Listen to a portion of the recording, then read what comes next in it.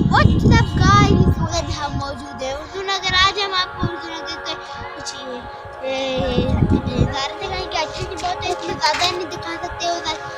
ये जो हमने एक घर बनाया था और साथ उसमें घर भी दिखाएंगे, छोटा सा बनाया था।